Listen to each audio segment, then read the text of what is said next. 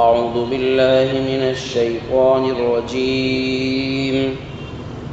بسم الله الرحمن الرحيم. ولولا فضل الله عليك ورحمته لهمت طائفة منهم أن يضلوك وما يضلون إلا أنفسهم وما يضرونك من شيء وأنزل الله عليك الكتاب والحكمة وعلمك ما لم تكن تعلم وكان فضل الله عليك عظيما. سورہ نساء کی یہ آیت ہے. اس سے پہلے کی کچھ آیتوں میں اور اس آیت میں اللہ تبارک و تعالی نے حضرت جناب رسول اللہ صلی اللہ علیہ وسلم کے ساتھ اپنی خاص عصمت، خاص حفاظت اور انبیاء علیہم السلام کی اللہ تعالی دشمنوں کے شر سے کیسی حفاظت فرماتا ہے، اور پھر انبیاء علیہم السلام کے واسطے سے ان کے بعد میں آنے والے، پھر ان کے بعد میں آنے والے، یعنی اللہ تبارک و تعالیٰ کی حفاظت قیامت تک کے آنے والے لوگوں کے لیے ہے. ہاں، یہ بات ضرور ہے کہ فرق مراتب ہوتا ہے. جس درجے کا بندہ ایمان رکھتا ہے، اللہ کی حفاظت بھی اس کے ساتھ اسی درجے کی آتی ہے. انبیاء علیہم السلام چونکہ براہ راست اللہ تبارک و تعالیٰ کے حکم کے اور اللہ کے قانون کے اور اللہ کے وحی کے مخاطب ہوتے ہیں، اس وجہ سے ان کی حفاظت بھی براہ راست ہوتی ہے. چنانچہ اس سے پہلے جو آیتیں ہیں، جو آیت تلاوت کی گئی، اس سے پہلے جو آیات ہیں، اس میں اللہ تبارک و تعالیٰ نے یہ ارشاد فرمایا: اِنَّا أَنزَلْنَا إِلَيْكَ الْكِتَابَ بِالْحَقِّ لِتَحْكُمَ بَيْنَ النَّاسِ بِمَا أَرَاكَ اللَّهُ، کہ ہم نے آپ پر کتاب یعنی قرآن مجید اس لیے نازل فرمائی تاکہ آپ لوگوں کے درمیان فیصلہ کریں حق کے ساتھ، اس علم کے ذریعے جو اللہ نے آپ کو عطا فرمایا. اور فرمایا وَلَا تَكُن لِّلْخَائِنِينَ خَصِيمًا، جو لوگ خیانت کرنے والے ہیں آپ کبھی بھی ان کے طرفدار مت بنیے. اصل میں ہوا یوں کہ مدینہ میں ایک شخص تھا، بشیر ابن ابیرق یا ابیرق، یہ منافق تھا. اس نے کیا کیا؟ ایک صحابی ہیں حضرت قتادہ ابن نعمان رضی اللہ تعالی عنہ، ان کے چچا ہیں حضرت رفاعہ. حضرت رفاعہ کے یہاں اس نے چوری کر لی. اور چوری کہیں کی؟ گیہوں کی چوری کی. اور کچھ ہتھیار تھے، ان کی چوری کی. اس زمانے میں گیہوں مدینہ میں بڑا مہنگا ہوا کرتا تھا، کھجور تو بہت سستی تھی، عام غذا کھجور ہوا کرتی تھی. اس کے بعد جو کا آٹا اور گیہوں کا آٹا وہی لوگ کھایا کرتے تھے جو بڑے اسٹینڈرڈ سمجھے جاتے تھے. باہر سے یمن وغیرہ سے کہیں قافلے آتے تو لوگ گیہوں اور گیہوں کا آٹا اس لیے رکھتے تھے کہ اگر کوئی اسپیشل مہمان آئے گا تو ان کی مہمان نوازی میں گیہوں کی روٹی کھلائیں گے. اتنا امپورٹیڈ تھا گیہوں. یہی وجہ ہے کہ صدقۃ الفطر میں گیہوں آدھا دینا ہے اور کھجور دوگنا دینا ہے. یعنی اگر صدقہ فطر میں آدمی گیہوں دے گا تو آدھا سا دینا ہے اس کو، یعنی 1.25 کلو کے قریب. لیکن اگر کھجور سے دینا چاہتا ہے تو وہ کتنے دے گا؟ 3.5 کلو کے قریب. وہ ڈبل ہے، کیونکہ کھجور کی فراوانی کثرت سے تھی. تو اس نے گیہوں کا آٹا اور کچھ ہتھیار چرا لیے. اب چرانے کے بعد میں تفتیش ہوئی، تحقیق ہوئی. نبی صلی اللہ علیہ وسلم کے پاس جب یہ معاملہ پہنچا تو کچھ لوگوں نے تحقیق کی تو یہ بھی کہا کہ بنو ابیرق کے گھر میں رات میں چولہا جلتے ہوئے دیکھا گیا تھا. تو ایسا تو نہیں کہ انہوں نے ہی چرایا ہے. اس کی بھنک ان کو لگ گئی کہ ہماری تفتیش اور ہماری تحقیق جاری ہے. انہوں نے کیا کیا؟ پہلے تو ایک صحابی پر الزام لگایا کہ وہ چوری کرنے والے فلاں صحابی ہے. اب جن صحابی پر الزام لگایا تھا وہ تو تلوار لے کے باہر آ گئے. کون لگا رہا ہے مجھ پر الزام؟ لاؤ تو ذرا اس کو سامنے. اس کی گردن اڑا دوں گا، ہڈے پھستے توڑ دوں گا اس کے میں. مجھ پر الزام لگا رہا ہے، ثابت کرو. وہ بے قصور تھے اور وہ تو بالکل سامنے آ گئے. تو انہوں نے کیا کیا؟ وہ اناج اور وہ ہتھیار ایک یہودی کے گھر میں لے جا کر رکھ دیے. اس کے گھر میں لا کر رکھ دیے. اناج تو چپکے سے رکھ دیا اور ہتھیار حفاظت کے لیے رکھ دیے کہ اس کو تم رکھو اپنے پاس. اب کہنے لگے کہ اس کی تحقیق کرو. جب تحقیق کی گئی تو وہ یہودی کے گھر سے نکلا.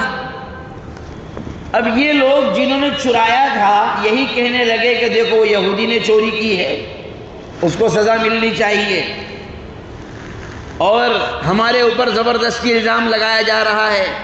اور بلا وجہ لوگ کہہ رہے ہیں کہ بنو ابیرق نے، یعنی ان کے خاندان کے پورے لوگ آ گئے پھر تو، کہ ہمارے پورے خاندان کی عزت کو مٹی میں ملانے کی کوشش کر رہے ہیں اور ہمیں بے عزت کرنے کی کوشش کر رہے ہیں اور ہم بے قصور لوگ ہیں اور یہودی کے گھر سے مال پکڑایا ہے تو اس کو سزا دینی چاہیے. ظاہر سی بات ہے کوئی گواہ اور کوئی ایسی بات تو تھی بھی نہیں، اور ظاہر میں تو وہ یہودی کے گھر سے ہی نکلا. ایک روایت میں تو یہ آتا ہے کہ رسول اللہ صلی اللہ علیہ وسلم نے ارادہ بھی کر لیا تھا کہ یہودی کو سزا دینا ہے. وہ یہودی کہنے لگا کہ حضرت یہ ہتھیار تو اس نے میرے پاس خود رکھے ہیں، اور یہ جو آٹے واٹے کی بات ہے مجھے نہیں پتہ یہ کہاں سے آیا ہے. اس سے ایک بات یہ معلوم ہوئی کہ یہ الزام تراشی کا جو معاملہ ہے اور ایک مجھے جرم کوئی اور کرے اور قصوروار کسی اور کو ٹھہرائے اور کسی کو بھی پھنسانے کے چکر میں اور کسی کو بھی جیل کروانے کے چکر میں لوگ کچھ بھی کر لیتے ہیں. یہ کوئی آج کا نہیں ہے، یہ بہت پرانا چلا آ رہا ہے. یہ کام بہت پرانا چلا آ رہا ہے. اور جو بہت سارے لوگ کہتے ہیں کہ میڈیا ایسے کر رہی ہے، ارے بھائی میڈیا کوئی نئی چیز نہیں ہے، بہت پرانی ہے. یہ سب شروع سے ایسے چلا آ رہا ہے.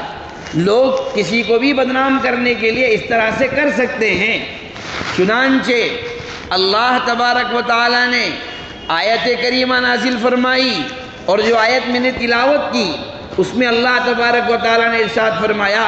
پہلے تو اللہ نے یہ فرمایا کہ آپ جن لوگوں نے چوری کی ہیں آپ ان کو سزا دیجئے، اور اللہ نے وحی کے ذریعے سے پورا قصہ اور پورا واقعہ حضرت جناب رسول اللہ صلی اللہ علیہ وسلم پر منکشف فرمایا. اور آگے فرمایا وَلَوْلَا فَضْلُ اللَّهِ عَلَيْكَ، کہ سنو اگر اللہ کا خصوصی فضل اور اللہ کی رحمت آپ پر نہ ہوتی، لَهَمَّتْ طَائِفَةٌ مِّنْهُمْ أَن يُضِلُّوكَ، تو ایک جماعت نے تو آپ سے غلط فیصلہ کروانے کا ارادہ کر ہی لیا تھا. یعنی انہوں نے تو ارادہ کر لیا تھا کہ آپ سے غلط فیصلہ کروا لیں. وَمَا يُضِلُّونَ إِلَّا أَنفُسَهُمْ وَمَا يَضُرُّونَكَ مِنْ شَيْءٍ، لیکن وہ لوگ اپنا ہی نقصان کرتے اور آپ کا کچھ نہیں بگاڑ سکتے. کیوں؟ اس لیے کہ اللہ نے آپ کی حفاظت براہ راست خود کرنے کا ذمہ لیا ہے. کہ اللہ آپ کی زبان مبارک سے اگر لوگ جھوٹ موٹ کی باتیں آپ کے سامنے پیش کریں گے تو اللہ وحی کے ذریعے سے آپ کی حفاظت فرمائے گا، جیسا کہ یہاں پر فرمائی اور کئی مقامات پر اس قسم کے واقعات احادیث میں بھی موجود ہیں کہ دشمنوں نے حضور علیہ السلام سے غلط فیصلے کروانے کی پوری پلاننگ کی، لیکن اللہ تبارک و تعالی نے وحی کے ذریعے سے یا اور دیگر ذرائع سے رسول اللہ صلی اللہ علیہ وسلم کی عصمت اور آپ کی عزت کی حفاظت فرمائی، اور آپ سے صحیح فیصلہ اللہ ہی نے اپنے فضل سے فرمایا۔ اسی لیے فرمایا وَكَانَ فَضْلُ اللَّهِ عَلَيْكَ عَظِيمًا، اللہ نے فرمایا کہ اللہ کا آپ پر بڑا فضل ہے۔ کیسا بڑا فضل ہے کہ آپ سے آپ کا قدم جہاں بھی جائے گا، جدھر بھی بڑھے گا، اللہ تبارک و تعالی اس میں خیر اور ہدایت کے دروازے کھول دے گا۔ اسی لیے تو قرآن کریم نے رسول اللہ صلی اللہ علیہ وسلم کی ذات اقدس کے متعلق فرمایا لَقَدْ كَانَ لَكُمْ فِي رَسُولِ اللَّهِ أُسْوَةٌ حَسَنَةٌ، کہ حضور علیہ السلام کی ذات تمہارے لیے نمونہ ہے۔ کیسی نمونہ ہے؟ ایسی نمونہ ہے کہ آپ علیہ السلام اگر ایک اشارہ بھی کریں گے اللہ اس کو بھی محفوظ فرماتا ہے۔ اگر آپ مسکرا رہے ہیں تو کیوں مسکرائیں، اللہ نے اس کو بھی محفوظ فرما دیا۔ جب آپ مرض الوفات میں مبتلا تھے اور آخری دن رسول اللہ صلی اللہ علیہ وسلم کا آخری دن، پیر کا دن، فجر کی نماز میں ابو بکر صدیق رضی اللہ تعالی عنہ امامت کرا رہے ہیں۔ آپ نے جھانک کر کے دیکھا کہ لوگ نماز پڑھ رہے ہیں، ابو بکر امامت کرا رہے ہیں، آپ مسکرائے۔ حدیث میں بخاری شریف کی روایت ہے کہ رسول اللہ صلی اللہ علیہ وسلم مسکراتے ہوئے ہنسے۔ محدثین نے لکھا کیوں ہنسے؟ یہ بھی تو ایک سوال ہے، آپ کیوں ہنسے؟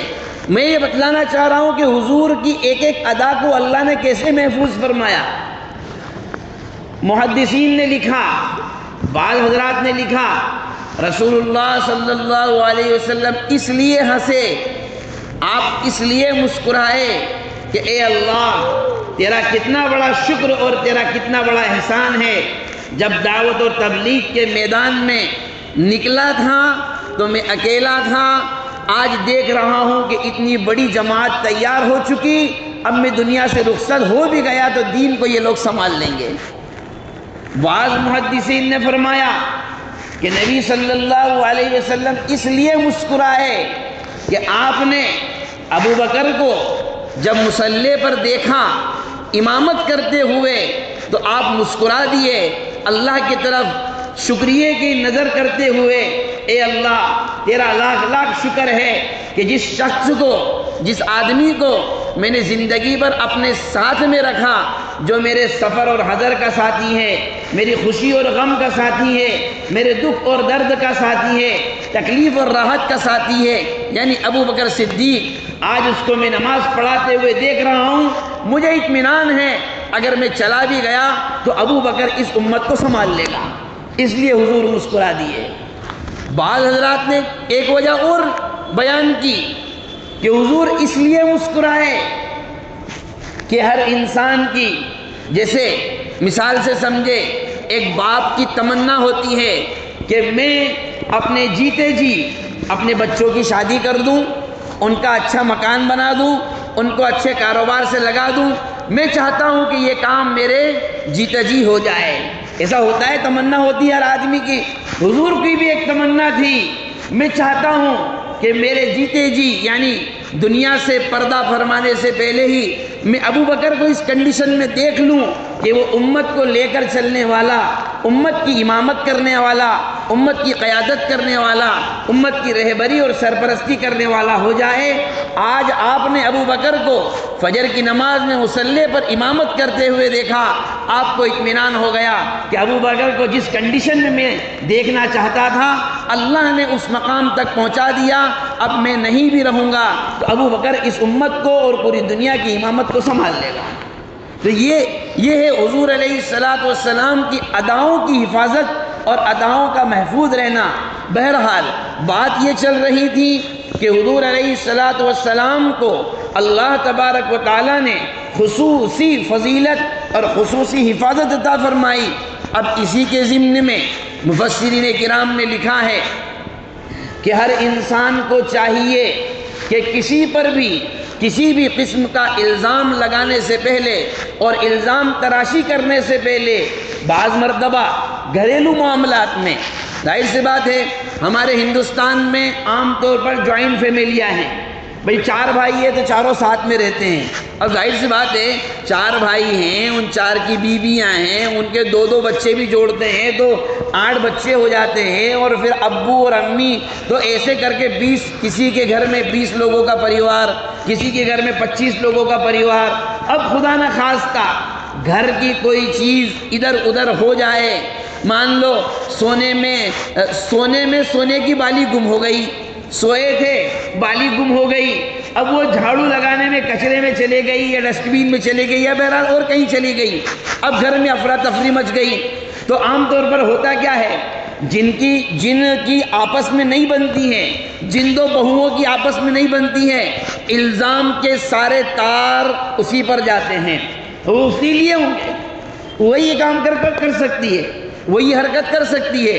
اللہ تبارک و تعالیٰ نے ان آیات کے ضمن میں ہمیں یہ تعلیم دی، ہمیں یہ سمجھایا کہ نہیں، جب تک کہ ہمیں کسی معاملے کی تحقیق نہ ہو جائے اس وقت تک ہمیں کسی پر الزام تراشی سے کام نہیں لینا چاہیے، اور ہمیں اگر کسی چیز کے فیصلے کے لیے مقرر کیا جائے تو ہماری ذمہ داری ہے کہ ہر قسم کی بات کو مکمل اور اچھی طریقے سے تحقیق اور تفتیش کرنے کے بعد میں کوئی فیصلہ اور کوئی آخری بات بیان کی جائے، اس لیے کہ بعض مرتبہ غلط فہمیاں جو ہوتی ہیں، بعض مرتبہ غلط فہمیاں الزام تک پہنچتی ہے، پھر جب الزام تک پہنچے گی تو الزام کے بعد میں عناد آئے گا، یعنی آپ نے کسی کے بارے میں غلط سوچ لیا، غلط سوچتے سوچتے الزام لگا دیا، اب الزام لگانے کے بعد میں اور آگے پر گئے، عناد یعنی دشمنی پیدا ہو گئی، اب دشمنی پیدا ہونے کے بعد میں اتنی بڑی دشمنی، اتنی بڑی کہ بعض مرتبہ رشتہ داریوں تک کے خاتمے کی نوبت آ جاتی ہے، اور سالوں گنتیاں گزر جاتی ہیں، سلام دعا سے بھی محروم ہو جاتے ہیں۔ یہ کیوں ہوا؟ ایک چھوٹی سی غلط فہمی کی وجہ سے۔ 10 سال کے بعد پتہ چلا کہ وہ جس چیز کا الزام لگایا تھا وہ تو کوئی بات ہی نہیں ہے، اس کی تو کوئی حقیقت ہی نہیں ہے، اس کی تو کوئی ویلیو نہیں ہے۔ یہ ایسا ہوتا ہے، اس لیے میرے بھائیوں، اچھی معاشرت کے لیے اور حسن معاشرت اور حسن اخلاق کے لیے ضروری ہے کہ قرآن کریم کی تعلیمات کو اپنے آپ کو قرآن کریم کی تعلیمات سے وابستہ کریں، حضرت جناب رسول اللہ صلی اللہ علیہ وسلم کی زندگی کے پہلو اور آپ کی سیرت طیبہ کو اپنی زندگی کا مطالعہ اور اپنی زندگی کا حصہ بنائیں۔ اللہ ہم سب کو کہنے سننے سے زیادہ عمل کی توفیق عطا فرمائے، وما توفیقی الا باللہ۔